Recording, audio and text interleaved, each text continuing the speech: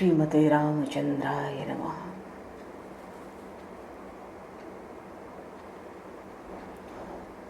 ओम नमः परमहंसाय स्वादित चरण कमल चिन्मकरंदाय भक्तजन मानस निवासाय श्री रामचंद्राय नमः। वंदे विदेहतनया पदपुंडरीकम् कैशौर्यसौरभसमाहत योगिचेत्तम्।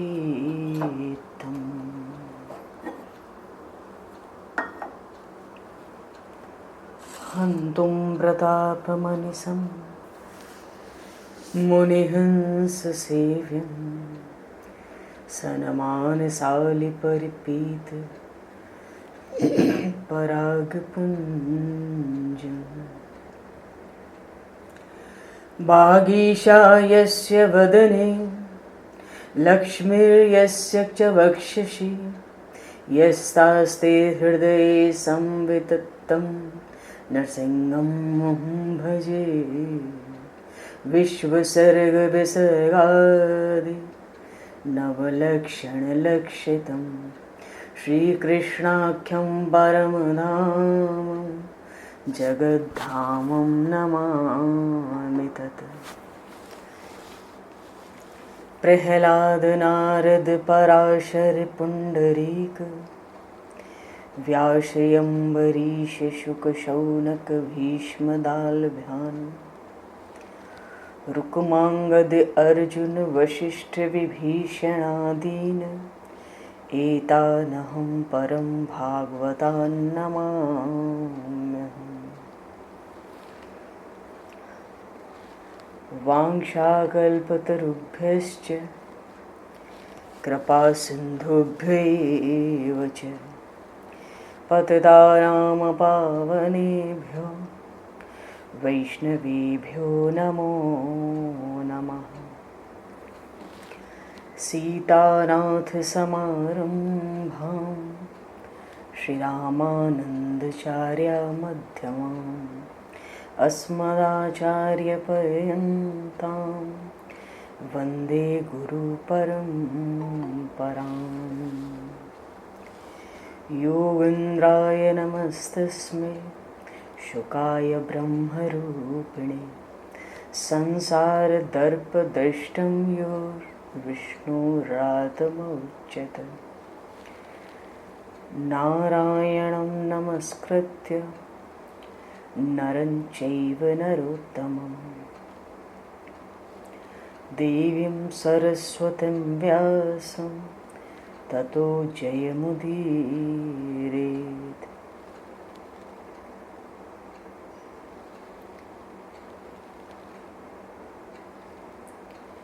गोविंद जय जय गोपाल जय जय।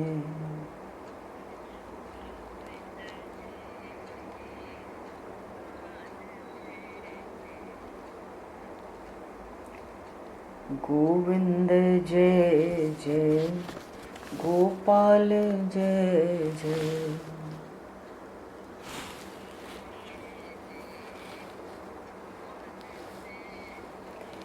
श्री राधारमण हरि गोविंद जय जय।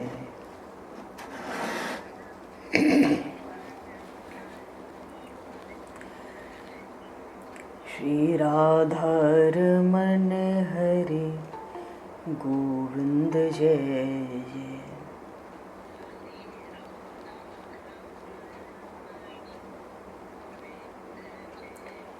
गोविंद जय जय गोपाल जय जय।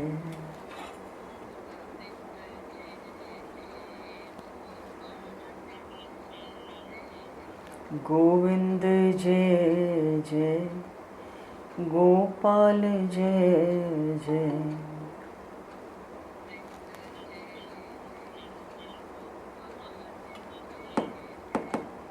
राधा रमन हरि गोविंद जय जय।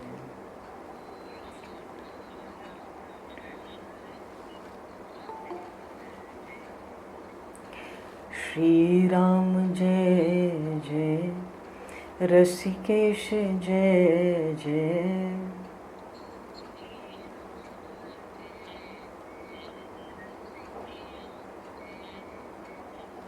श्री राम जय जय, रसिकेश जय जय।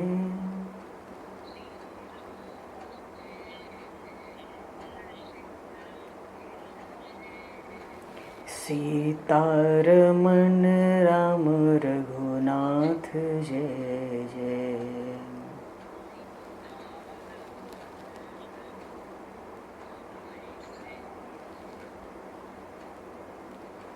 सीतारमण राम रघुनाथ जय जय।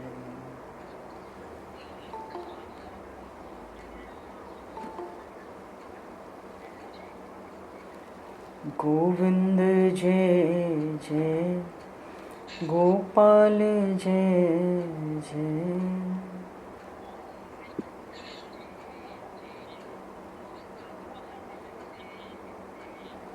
राधा रमन हरि गोविंद जय जय।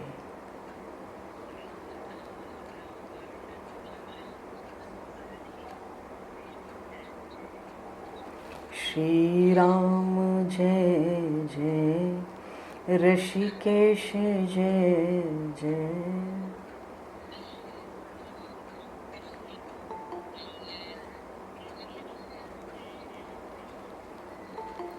सीतारमण राम रघुनाथ जय जय।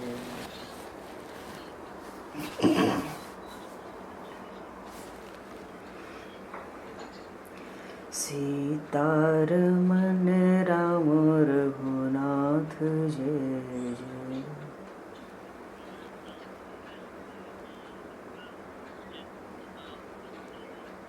राधा रमन हरि गोविंद जय जय।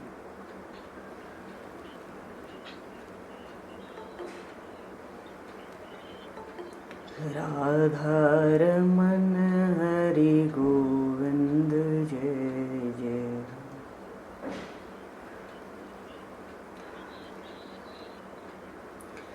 बोली श्री बांके बिहारी लाल की जय।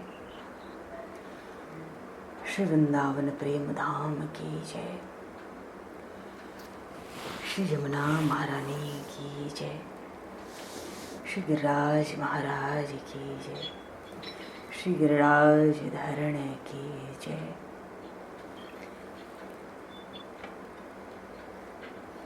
समस्त गौवंश की जय।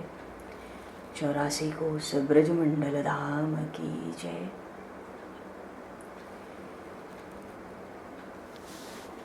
श्री अवध मिथिला धाम की जय। श्री कनक भवन बिहारी बिहारिणी जी महाराज की जय।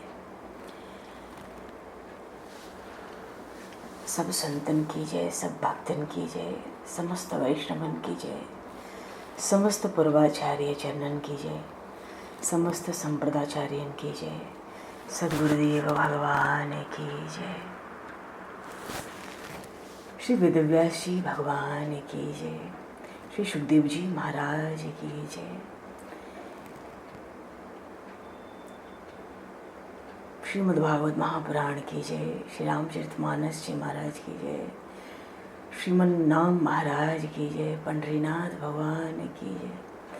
गंगा मैया की जय। जमुना मैया की जय। सरजू मैया की जय। गौ माता की जय। तुलसी माता की जय। पृथ्वी माता की जय। एकादशी महारानी की जय। श्री वृंदावन वृंदावन की जय। जय जय श्री राधे। जय जय श्री सीताराम। हर हर महादेव। हरिशरणम। अनंत कोटि ब्रह्मांड नायक सर्वेश्वर पूर्ण परात्पर ब्रह्म सच्चिदानंद भगवान श्री राधा माधव असंख्य कल्याण गुण गणलय भक्तवांक्षा कल्पतरु शरणागत वत्सल भक्त वत्सल दीनबंधु दया सिंधु भगवान श्री हरि की महती कृपा करुणा से ब्रज 84 कोस के श्री धाम वृंदावन से महापुरुषों के परम अनुग्रह से एवं आप सभी की मंगलमयी सन्निधि में श्रीमद् भागवत महापुराण ज्ञान यज्ञ मानव जीवन का सर्वोत्कृष्ट फल सत्संग श्रीमद् भागवत की कथा के माध्यम से हम सभी श्रवण लाभ उसका प्राप्त करने जा रहे हैं। सर्वप्रथम आप सभी भक्तजनों के श्री चरणों में भगवत भाव से सादर वंदन सादर नमन। आप सभी को जय सिया राम, जय जय श्री राधे, जय श्री महाराज जी, हरि शरणम।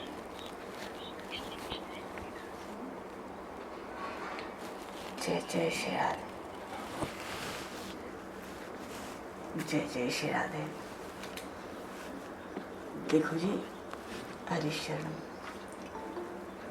कथा आरंभ से पूर्व कह दूं, आज भी आवाज़ थोड़ी कम है, थोड़ी। हरि शरणम। चलो बोलिए श्रीमद् भागवत महापुराण की जय। कल भगवान के 24 अवतारों का हम लोगों ने स्मरण किया था और पूर्व प्रसंग में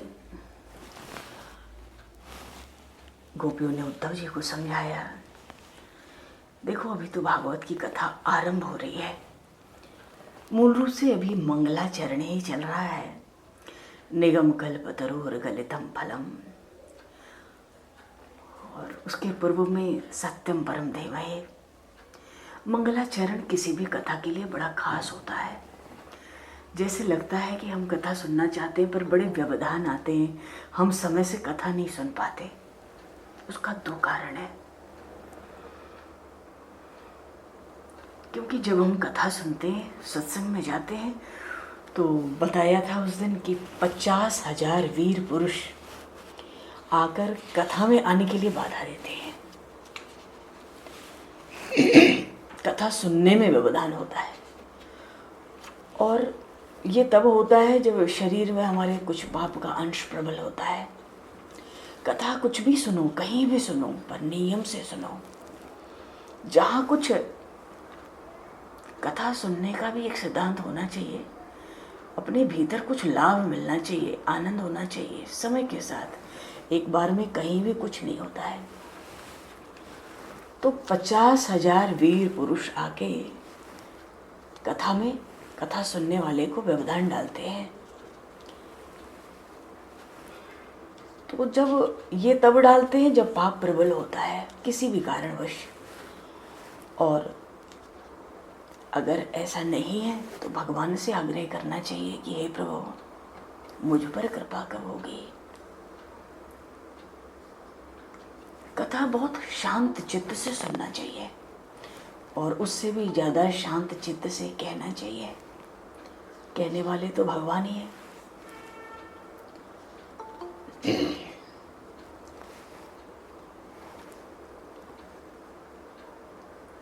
कितना ही ग्रंथ पढ़ लें, पुस्तक पढ़ लें, शब्द ज्ञान बढ़ जाएगा, पर शांति से बैठ के हम भक्ति नहीं कर सकते।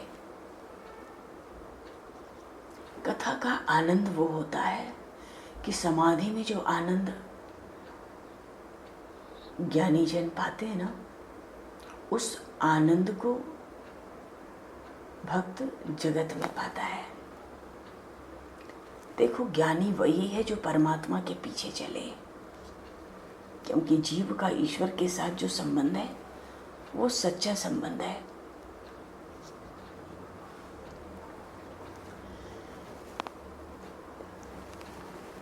कल के कथा में जब आए तो मन से सब छोड़ कर आना चाहिए तो लाभ होता है। हमने खूब भागवत पढ़ी है, खूब भागवत हम सब लोगों ने सुनी है, पढ़ी है, देखी है, पर कथा की बात अलग होती है, क्योंकि उसकी प्रेरणा के स्रोत ही भगवान वेद व्यास होते हैं। जब हम स्वाध्याय करते हैं ना, तो हम खुद स्वाध्याय करते हैं, लेकिन जो कथा होती है ना, कहते ना, हमारे शास्त्रों में वर्णन आया, एक दिन बताया था अभी, कि कोई ध्यान करने बैठता है तो 1,00,000 वीर पुरुष विघ्न लेकर आते हैं, और कोई दर्शन चाहे, कथा सुनना चाहे, इच्छा भी प्रकट करे तो 50,000। हम कुछ दान करना चाहेंगे ना, तो 25,000 वीर पुरुष आके दाहिना हाथ पकड़ लेते हैं, और गंगा स्नान जाओ तो 12,500 वीर पुरुष आके विघ्न उपस्थित करते हैं। तो विघ्नों से बचने का, सब विघ्नों से बचने का एक ही उपाय है, भगवान की शरण होना, भगवान से निवेदन करना। हमारी इच्छा प्रबल होगी तो हमें कोई रोक नहीं सकता, कोई रोक नहीं सकता। भगवान की कृपा हो जाए तो जीव कथा से चूक नहीं सकता। अच्छा, कल के प्रसंग में ऐसे ही गोपियों ने उद्धव जी को बताया, तुम क्या निर्गुण निराकार का ध्यान बताते हो, हमको तो वो तुम्हारा आंख बंद करके देखने की जरूरत नहीं है, खुली आंख से दिखता है। तुम आंख बंद करके ही उद्धव इसलिए देखते हो क्योंकि तुम उन भगवान के असली स्वरूप को नहीं जानते। उन्होंने अपना असली स्वरूप तुमसे छिपाया है, क्योंकि उन श्री कृष्ण का जो एक बार दर्शन कर लेता है, वो एक क्षण के लिए भी नहीं छोड़ सकता। भगवान व्यास कहते हैं भागवत में कि ब्रह्म जो है ना, भगवान वो व्यापक है, सर्वत्र है। सर्वत्र कहने का अर्थ है एक धूल के कण का 16वां अंश भी ऐसा नहीं है पूरे ब्रह्मांड में जिसमें वो परमात्मा न हो। तो यदि हम ये कहते हैं कि हम सबके भीतर परमात्मा है, इससे अच्छा ये होगा कि हम ये कहें कि हम सब परमात्मा के भीतर हैं, जब एक कण भी उससे खाली नहीं है। और देखो, इसको तत्व कहते हैं, तत्व का ज्ञान, कि कण कण में भगवान है, केवल घर की मूर्ति में, मंदिरों में, धाम में नहीं। गोपियों ने उन्हीं ब्रह्म का अनुभव किया, इसलिए वो सर्वत्र श्री कृष्ण को देखती थी। उद्धव जी कहते कि श्री कृष्ण तो मथुरा में विराजमान है, और उद्धव तुम उनका संदेश लाए हो, पर हे उद्धव, वो श्री कृष्ण तो हमारे साथ रहते हैं, मेरे बिना एक क्षण भी उनको चैन नहीं पड़ती, वो मेरे बिना एक क्षण भी रह नहीं सकते। मथुरा में कोई दूसरे कृष्ण होंगे। देखो, जहां गोपी है वहीं कृष्ण है। ये भगवान श्री कृष्ण और इन गोपियों की चर्चा क्यों आई? ब्रह्म कितना व्यापक है। एक गोपी ने उद्धव जी से कहा कि कल ही यमुना के तट पर दिखाई दिए थे, और सुबह ही मैंने उनकी बांसुरी सुनी है। कदम के वृक्ष पर बैठे थे, बांसुरी बजा रहे थे। कल जमुना के तट पर जब मैं जल भरने गई तो बड़ा अंधेरा था, मैं डर रही थी, और मुझे श्री कृष्ण के बिना चैन नहीं। जब मैं श्री कृष्ण कहती जाती तो कभी तो वो मेरी बाईं ओर खड़े दिखते, कभी ऐसा लगता मानो दाहिनी ओर खड़े हैं। उधर मुझे कुछ अंधेरे में दिखाई नहीं दिया, मेरे पैर में एक कांटा लगा। मैं श्री कृष्ण बोल रही थी, मेरे श्री कृष्ण दौड़े हुए आ गए, और श्री कृष्ण ने आके कांटा निकाल दिया। और कांटा नहीं निकाला, मेरे सिर पर पानी का घड़ा रख दिया और मुझे घर तक पहुंचाने आए। उन्होंने हमसे खूब बातें भी की। मैंने वो भी कहा कि क्या तुम मथुरा गए थे? तो गए थे तो आए कब?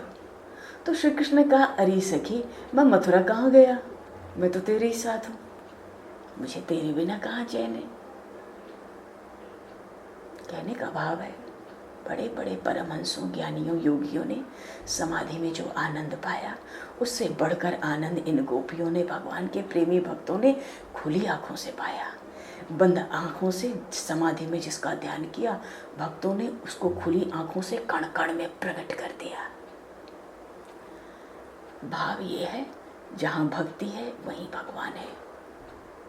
भगवान को भक्तों के बिना चैन नहीं है। प्रेम का बंधन परमात्मा नहीं छुड़ा सकते। निष्काम भक्ति भगवान को प्रसन्न करती है। और ये जो श्रीमद् भागवत की कथा है ना, इसका प्रमुख विषय है निष्काम भक्ति। देखो, भक्ति का फल तो भगवान है। जो भक्ति करता है उसको आनंद में भगवान की अनुभूति होती है। ज्ञान का अधिकार सबको नहीं है, कर्म कांड का अधिकार सबको नहीं है, भक्ति का अधिकार सभी को है। भक्ति तब होगी जब ज्ञान होगा। ध्यान देने की बात है, जब ज्ञान होगा। और ज्ञान कब होगा? बड़ी बड़ी बातों से ज्ञान नहीं होता, किताबों के पढ़ने सुनने से ज्ञान नहीं होता। ज्ञान तो टिकेगा वहां जहां वैराग्य का पात्र होगा। ये जो ब्रह्म ज्ञान है ना, कण कण में भगवान का दर्शन, तत्व ज्ञान, जिसको अद्वैत कहते हैं, वैराग्य के बिना उसको कोई पचा नहीं सकता, कोई भी उसको पचा नहीं सकता।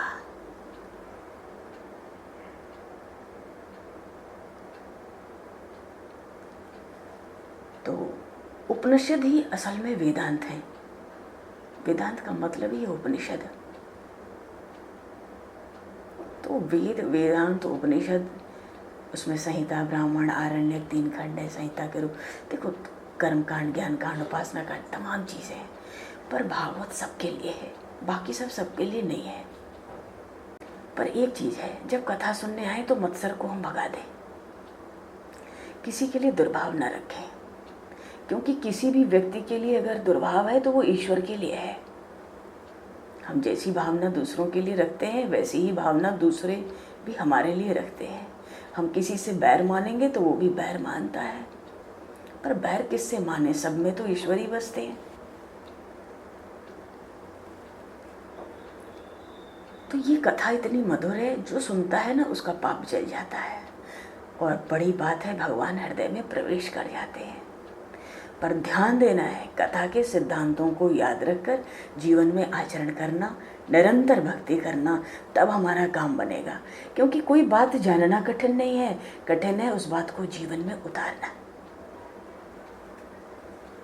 अरे भूख लगेगी तो भोजन की बात से तृप्ति थोड़ी होती है, भोजन से होती है।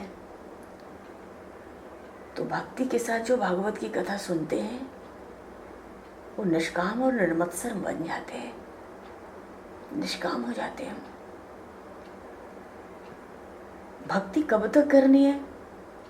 जब तक हम भगवान से मिलकर एक न हो जाए। भक्ति निरंतर करनी है, जीवन के अंतिम श्वास तक करनी है। इसलिए भागवत की कथा फल नहीं है, फल का रस है। पिबत भागवतम रसमालयम मुहुरहो रसिका भुवि भावुका। वेद रूपी कल्प वृक्ष का दिव्य फल है। फल है तो खाएंगे पिएंगे, पीना है। सुखदेव जी का मुख लगने से तो बड़ा मीठा हो गया है, तो पिए क्यों? अरे इसमें त्याज्यांश कुछ है ही नहीं, गुठली छल का रस ही रस है। तो देखो, ये तो मंगलाचरण में थोड़ा उसका हम लोगों ने स्मरण किया। अब कथा का आरंभ होगा। कथा का आरंभ ऐसे होगा कि नैमिषारण्य क्षेत्र में ब्रह्म सत्र लगा है, 88,000 ऋषि, जिसमें शौनक जी प्रधान है। उस ब्रह्म सत्र में अनायास सूत जी आए, उनका बड़ा स्वागत हुआ है। और उनसे शौनक जी ने पूछा है, बोलिए श्रीमद् भागवत महापुराण की जय। ये जो प्रथम अध्याय है ये प्रश्नाध्याय है, कह लो, केवल प्रश्न ही प्रश्न है। शौनक जी ने भागवत का पहला प्रश्न क्या किया है? कल्याण का स्वरूप क्या है? श्रेय किसको कहते हैं? प्रिय किसको कहते हैं? कुछ लोग सोचते हैं हमारे पास इतना पैसा रुपया सुख है, हमें कथा सत्संग सुनने की क्या जरूरत है, हमें क्या दुख है। पैसा भले आपके पास हो और पैसा भले आपको सुख दे, पर पैसे से कभी किसी के दुख का अंत नहीं आया। हाथ में पैसा है तो भले सुख भोग ले, पर दुख तो भोगना ही पड़ता है। दुख का अंत चाहते हैं तो परमात्मा के साथ प्रेम करने से ही दुख का अंत होगा। शौनक जी ने पहला प्रश्न पूछा, श्रेय किसको कहते हैं, प्रेय किसको कहते हैं?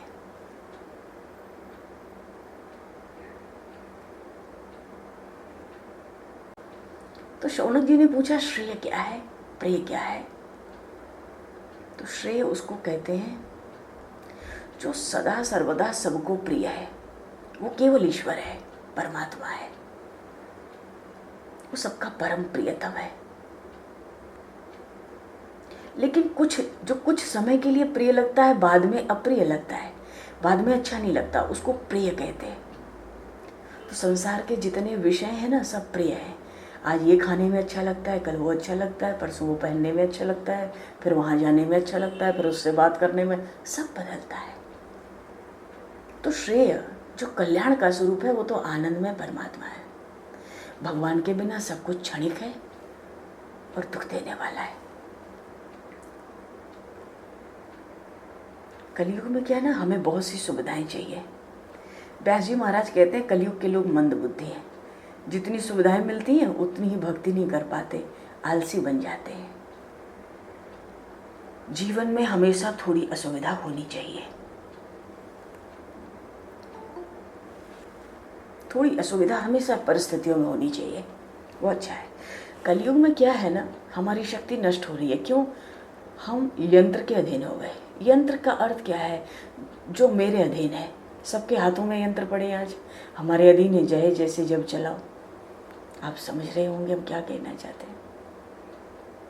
तो ये तो यंत्र का युग हो गया, तो हमारी शक्ति का नाश हो रहा है, आलस बढ़ रहा है, हम भीतर से दुर्बल हो रहे हैं, पराधीन हो रहे हैं।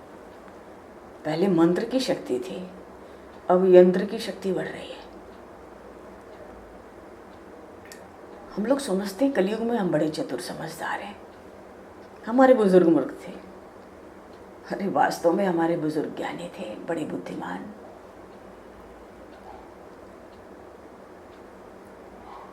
हमारे शास्त्रों में लिखा है सुबह 4 बजे उठकर ध्यान करना चाहिए। अब जब थोड़ी थोड़ी सर्दी पड़ती है तो फिर तो शैया से इतना आनंद आता है, पर 4 बजे ध्यान ना हो तो परलोक में सजा मिलती है। शास्त्र में लिखा है अनेक काम, करोड़ काम छोड़कर भगवान का ध्यान कीजिए।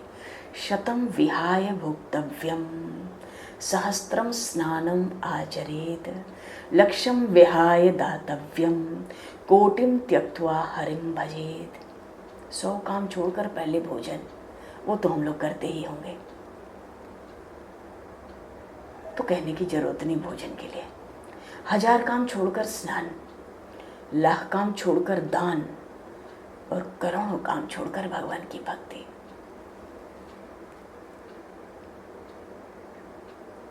घर के सब काम करके हम सोचते हैं अब खाली हुए माला लेकर बैठो, निद्रा देवी दौड़ती दौड़ती आ जाती है। अरे घर का काम पहले है कि परमात्मा? घर किसने दिया, आँख किसने दी?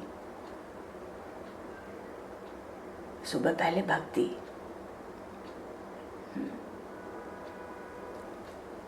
पर व्यवहार में हमारे सावधानी कम है। पैसा गिनते तो कितने सावधान रहते हैं, कोई कुछ कहे तो जरा भी ध्यान नहीं देते। पैसा गिन लेते तो कहते तुम कुछ कह रहे थे क्या? क्या कह रहे थे? हम पैसे गिन रहे थे। और माला लेके बैठे, कोई भी आ जाए तो खूब पता पड़े। माताएं खाना बनाती हैं, एकदम एकाग्र होकर नमक डालती हैं, ज़्यादा हो जाए तो बिगड़ जाए, कम हो जाए तो बिगड़ जाए। तो व्यवहार के काम में हम तो खूब सावधान हैं, पर भगवान की भक्ति के लिए एकाग्र नहीं है। इसलिए व्यास जी ने हमको कहा कि हम मंदबुद्धि हैं कलयुग में। तो भाग्यशाली कौन है? अरे जिसको भजन का आनंद और साधु संतों का सत्संग मिलता है वही भाग्यशाली है। बिना सत्संग के भाग्य कहाँ से आवे? जिनका मंद भाग्य है ना, उनको साधु संतों का संग नहीं मिलता, मिलता भी है तो टिकता नहीं है। वो क्या है ना, 100 साल जीना है ना, तो 70 साल तक तो हम 150 संतों के यहाँ घूमते हैं, समझ नहीं आता कहाँ स्थिर हों। ये भी एक बहुत बड़ी आफत है। चलो ठीक है। शौनक जी कहते हैं भगवान श्री कृष्ण क्यों अवतार लिए? उनकी अवतार लीला हमने बहुत सुनी पर तृप्ति नहीं होती। आज हमें फिर श्री कृष्ण की कथा सुनाइए। देखो, संसार में सुख नहीं है। क्यों नहीं है? हम एक बार, 2 बार, अधिक से अधिक 10 बार किसी चीज़ को देखें तो मन हट जाता है। पर भगवान का स्वरूप अत्यंत सुंदर है।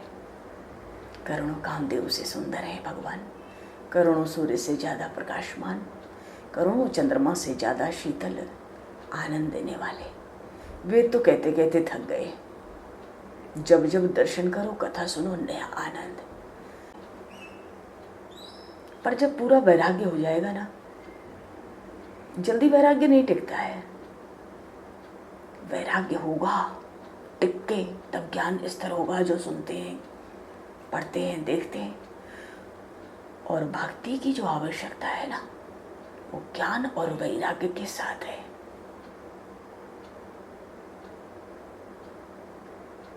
आप कर लो, खूब भक्ति कर लो, ज्ञान वैराग्य उसके साथ नहीं हुए तो आप खुद अनुभव कर लोगे। अच्छा, देखो, जब अधर्म बढ़ता है तो भगवान पधारते हैं। सूत जी कहते हैं जब अधर्म बढ़ जाता है तो धर्म का क्या होता है, धर्म कहाँ रहता है, तमाम बातें। तो कथा के आरंभ में सूत जी ने सबसे पहले कहा, नारायणम नमस्कृत्य नरं चैव नरोत्तमं देवीं सरस्वतीं व्यासं ततो जयमुदीरयेत्। तो ये श्लोक कह के सबसे पहले भगवान नारायण का वंदन किया, फिर नर, महात्मा नर का, मानो नर नारायण, फिर देवी सरस्वती और भगवान व्यास। ध्यान दो, इस जगत के मालिक बद्रीनारायण भगवान है। बद्रिकाश्रम में विराजमान है नारायण स्वामी। सब अवतारों की समाप्ति होती है, नारायण भगवान के अवतार की समाप्ति नहीं है। अब बताओ, भरतखंड के प्रधान ठाकुर बद्रीनारायण ही है। नारद जी उनके मुख्य पुजारी हैं। नारायण भगवान आज भी हिमालय में प्रत्यक्ष विराजमान हैं। रामायण में कथा है कि भगवान श्री रामचंद्र ने राक्षसों का नाश कर दिया।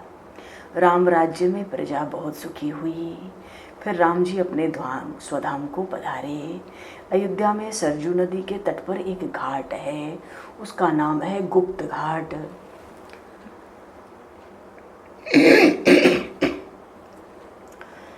तो अयोध्या के संत महात्मा ऐसा बताते हैं कि भगवान श्री सीताराम का अंतिम दर्शन यहीं हुआ था। यहीं से भगवान श्री सीताराम जी स्वधाम पधारे, अंतर्ध्यान हुए, इसलिए इस घाट का नाम हो गया गुप्त घाट। भगवान श्री कृष्ण भी स्वधाम पधारे, उसका वर्णन व्यास जी ने किया है। पर भरतखंड के जो मालिक हैं ना, नर नारायण भगवान,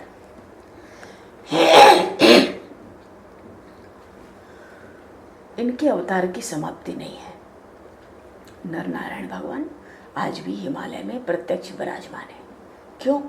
भारत की प्रजा सुखी हो, भारतवर्ष का कल्याण हो, इसके लिए नर नारायण भगवान हिमालय में कलाप नाम के गांव में तप कर रहे हैं।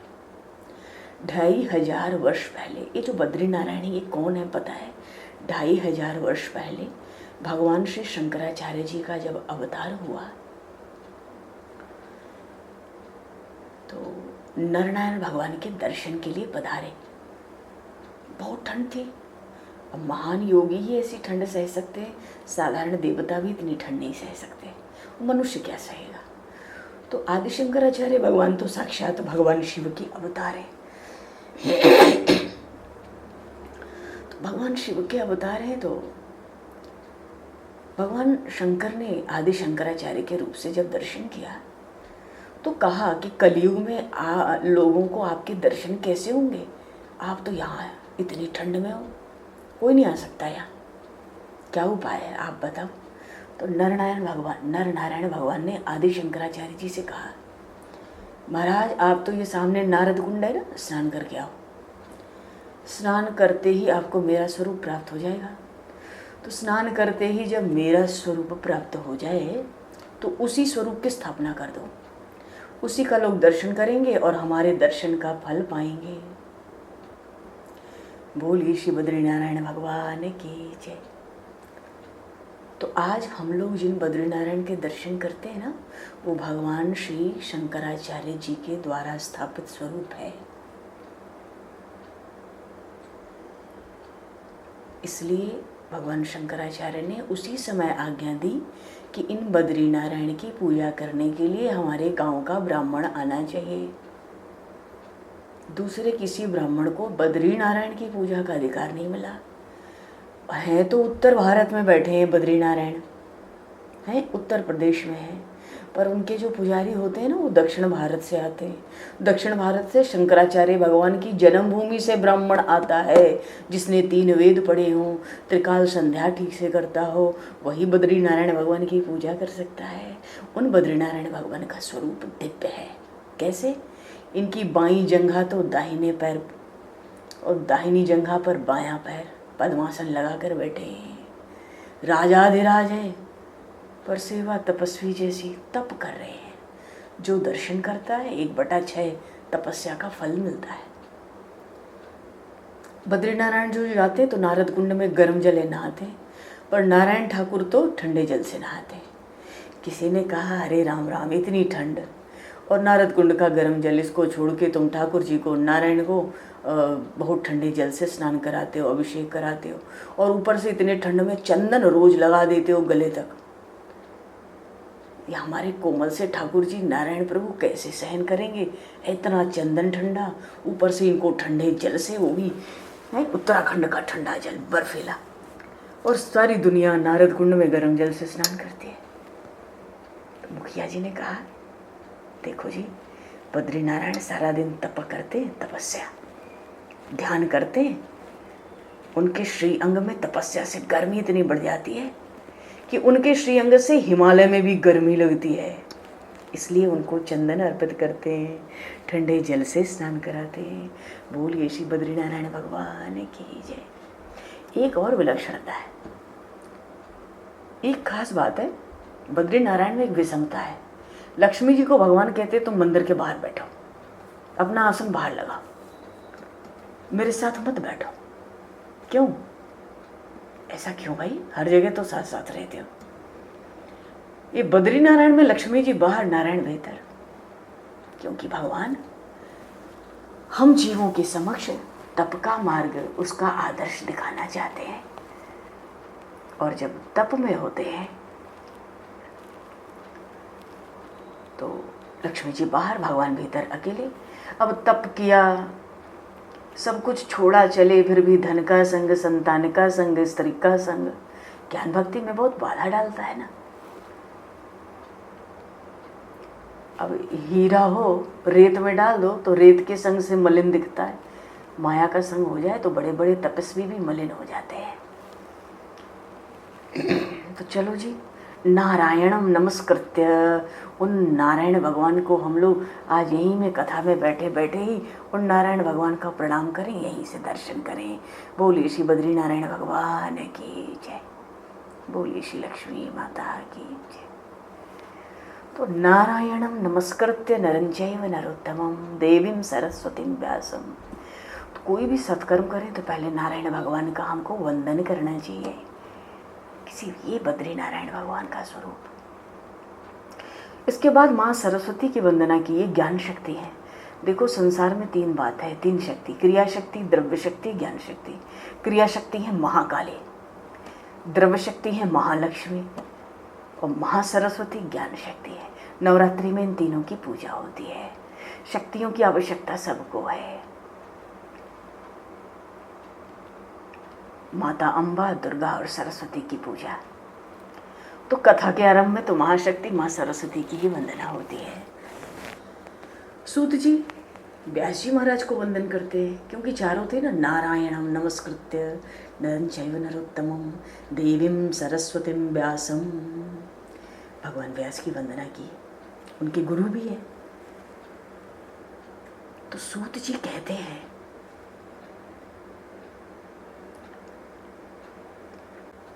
सूत जी ने कथा के आरंभ में कहा क्या कहा, बड़ी विलक्षण बात। कहते अनेक वर्षों से मैंने संतों की सेवा की है, अनेक महापुरुषों का सत्संग किया है, उन संतों की सेवा से मुझे जो कुछ मिला है आपको अर्पित करता हूं, क्योंकि सूत जी का निश्चय है जब जीव परमात्मा के चरणों में जाएगा तभी शांति मिलेगी। जीव जगत का अंश नहीं है, इसलिए हमें संसार में शरीर में कभी शांति नहीं मिलती। हम तो परमात्मा के अंश हैं, उनके बिना उनसे बिना एक हुए हमें शांति सुख आनंद नहीं मिलेगा। जब से हम जीव जगत का अंश हुए, फिर माँ के गर्भ में आए तो स्त्री का अंश हुए, पुरुष का अंश हुए, तब से दुख ही दुख है गर्भ से। तो जब हमको अपने स्वरूप का वास्तविक ज्ञान होगा तब दुख का अंत होगा। बाहर से संसार से प्रेम करना है, पर भीतर से भगवान के साथ प्रेम करना है। घर में जाएं, कथा में सुनते मैं भगवान का हूँ, मैं भगवान का हूँ, तो भैया जब कथा से बाहर निकले तो घर में ये ना कहें कि मैं भगवान का हूँ, पर मन में हम ये निश्चय रखें कि ईश्वर के सिवाय मेरा कोई नहीं है। हम सब भगवान के चरणों में थे, भगवान से हम अलग हो गए, दुखी हो गए। तो हम जिनका अंश है उन परमात्मा के चरणों में जाएंगे, उन परमात्मा से मिलेंगे, तभी हमारा कल्याण होगा। कोई कोई कहते हैं कि ईश्वर के चरणों में थे तो दूर कैसे हो गए। अरे इन बातों को छोड़ो। रोग होने पर रोग कैसे हुआ, कब हुआ, क्यों हुआ, छोड़ो। रोग की दवा करो, संयम करो। जीव का ईश्वर से वियोग कैसे हुआ, किस तरह हुआ, इन बातों को छोड़ो। परमात्मा का जो अंश है परमात्मा के चरणों में जाता है तो उसको शांति मिलती है। हे प्रभु मुझे बताओ,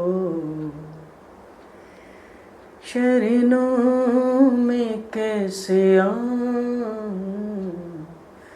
माया के झंझटों से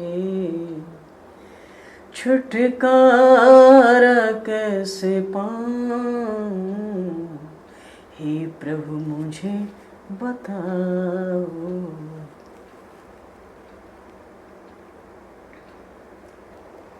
तो भगवान में प्रेम हो तो तीन बात।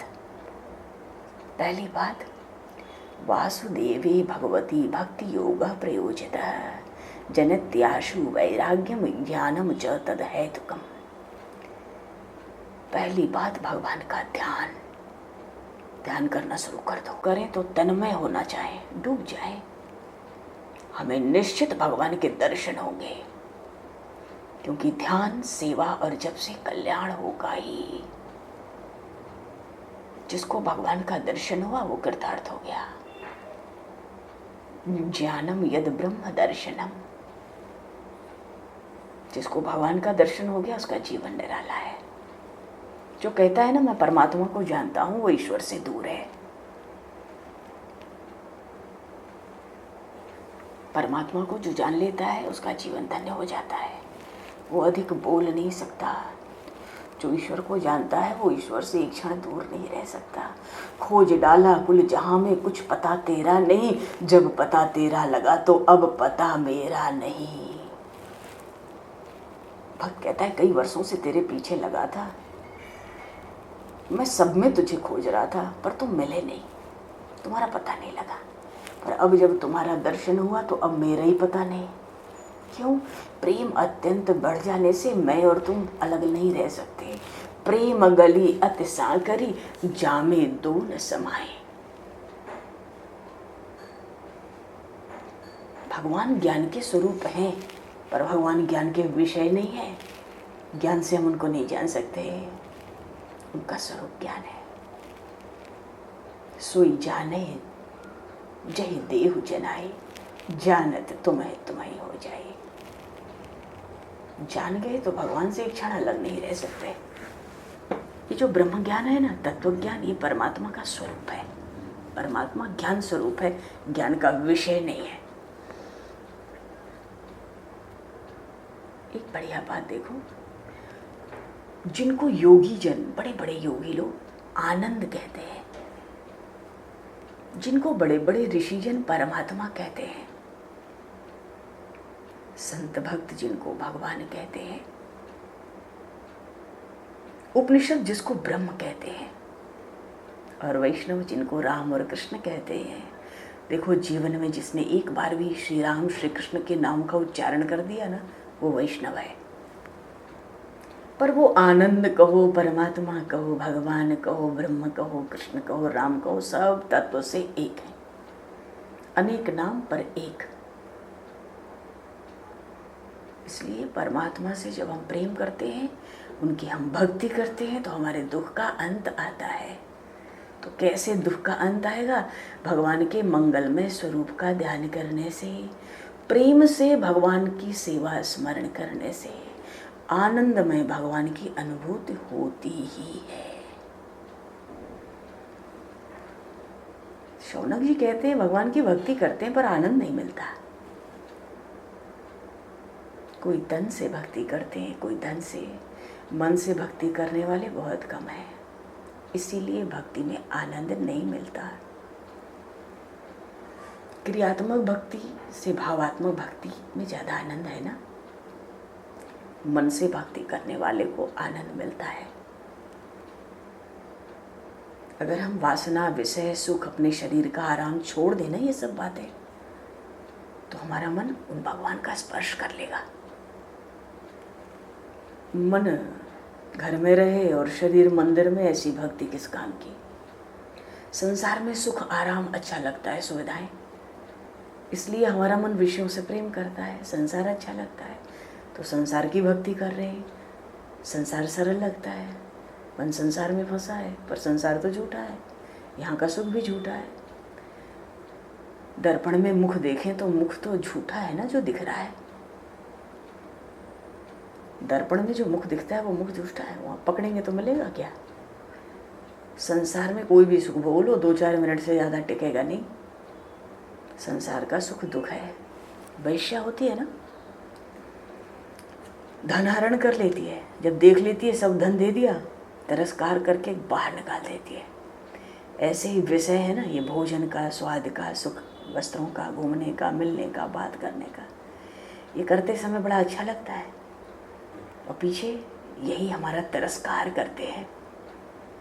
विषय, भोग, शब्द, स्पर्श, रूप, रस, गंध, ये तो नरकों में ले जाने वाले हैं, मिथ्या है, दुखों से भरपूर है।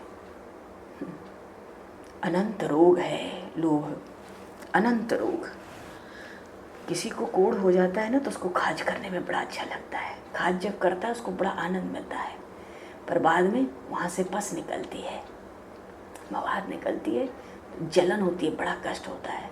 ऐसे विषयों को ना सुख जब भोगते हैं तो बड़ा सुख मिलता है, पीछे से ये विषय ऐसा चलते हैं, बड़ा कष्ट देते हैं। इन्हीं से जन्म मरण की प्राप्ति होती है, और कोई बात नहीं। तो संसार के सुख को जो दुख मानेगा ना, क्या जिसको वहाँ तक अनुभव हो वहाँ तक आएगा। संसार का सुख दुख ही है। जब ऐसा विश्वास हो जाता है ना, तब संसार से धीरे धीरे हमारा मन हटने लगता है, और फिर हट जाता है। संसार का सुख दुख मालूम पड़ता है, तब हमारा मन परमात्मा के चरणों में जाता है। अगर ना जावे तो ऐसी बात ना हो, तो हम बार बार मन को समझाएं कि संसार में सुख मानता है, ये दुख है। मन परमात्मा में चल भाई, तो संसार का नहीं है, संसार शरीर तो नष्ट होंगे, तू तो अविनाशी परमात्मा है। संसार झूठा है तो सुख भी झूठा है। तो शरीर के सब सुख जब तुक्ष लगेंगे ना, तब भगवान की भक्ति होगी। शरीर का सब सुख तुक्ष लगे, इसके लिए हमें धीरे धीरे संयम बढ़ाना है। कोई सुख भोगो संसार में तो पहले दुख ही तो उठाना पड़ता है, फिर सुख मिलता है, उसके बाद फिर उसका दुख उठाओ। ये सच्चा सुख नहीं है, पहले सुख बाद में दुख। तब हमें विश्वास होता है इस संसार में रस नहीं है। हाँ, संसार जिसने बनाया है वो सरस है, रसमय तो वही संसार का सृजन करने वाला परमात्मा है। तो धीरे धीरे संयम आता है, थोड़ा थोड़ा वैराग्य का अभ्यास होता है, तब भक्ति में भी थोड़ा थोड़ा आनंद आता है। तो भगवान में प्रेम जागृत करने के लिए केवल कथा सुननी है। प्रेम को एक ही उद्देश्य है भागवत की कथा को कहने सुनने का। आप भी एक उद्देश्य बनाओ, भगवान का प्रेम जग जाए। है भगवान के प्रेम तो है, संसार ने खींच रखा है हमें। प्रेम से निरंतर भगवान का जब आनंद मिलेगा हमको। भगवान का निरंतर जप होता है ना, तो प्रभु के प्रति प्रेम बढ़ता ही है।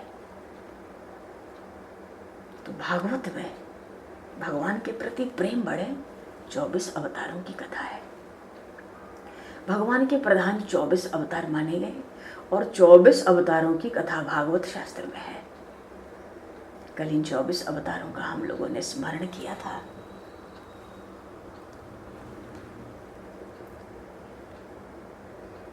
सनत कुमार का अवतार ब्रह्मचर्य का प्रतीक है। सनक सनंदन सनातन सनत कुमार ब्रह्मचर्य का प्रतीक क्यों?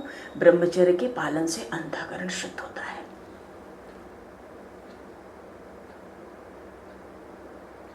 वृद्धावस्था आ जाए, हम सोचें युवावस्था में भोग भोगे थे, अगर वृद्धावस्था में याद करोगे तो उस भोगों से संग अभी भी हो जाएगा, बिल्कुल वैसा ही। ये पूरी मरने की तैयारी है। भगवान ने अवसर दिया है, लाभ उठाना है हमको। कहने का भाव है किसी भोगे हुए भोग को, विषय का कभी चिंतन नहीं करना चाहिए। आंख को बिल्कुल बचा के रखें, जो न दिखना चाहिए वो कभी न दिखे। कान में हम सब कुछ न सुने, ये शास्त्र की आज्ञा है। इससे मन कान बिगड़ जाते हैं। तो सनत कुमार का अवतार ब्रह्मचर्य का प्रतीक है। ब्रह्मचर्य से अंतःकरण शुद्ध होता है, ये शिक्षा मिली। वराह अवतार हुआ।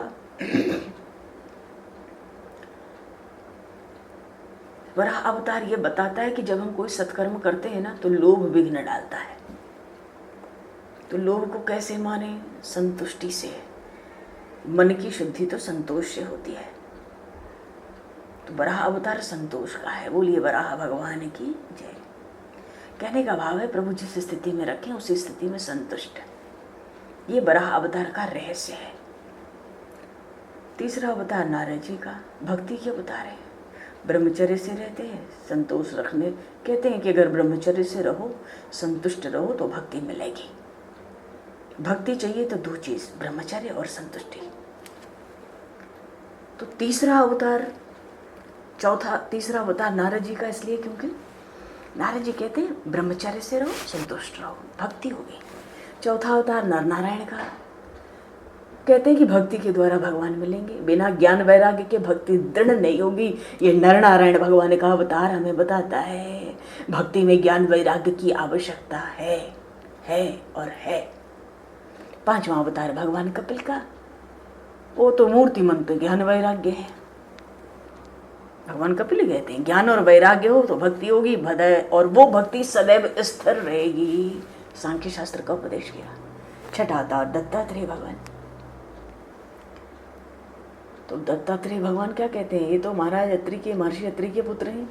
तो ब्रह्मचर्य, संतोष, भक्ति, ज्ञान वैराग्य ये सब होगा तो आप अत्रि बन जाएंगे। अत्रि का अर्थ होता है गुणातीत। तब भगवान दत्तात्रेय आपके घर आएंगे।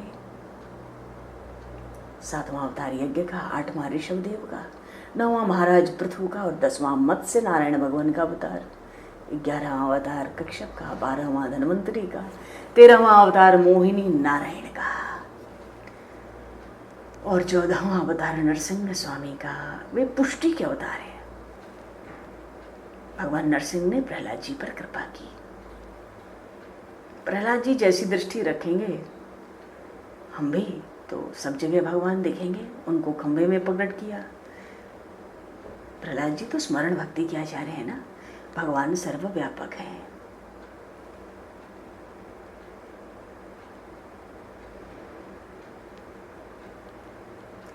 पर ऐसा बोलने से नहीं, अनुभूति से पाप रुक जाता है। अगर हम पाप छोड़ना चाहते हैं तो सब जगह भगवान का दर्शन करना आरंभ कर दें, धीरे धीरे। ये सही।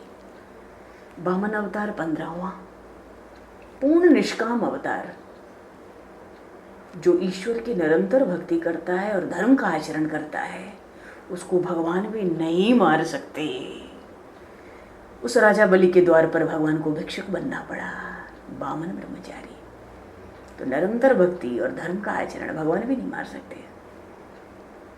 परमात्मा बहुत बड़े हैं ना, फिर भी राजा बलि के पास बामन बने।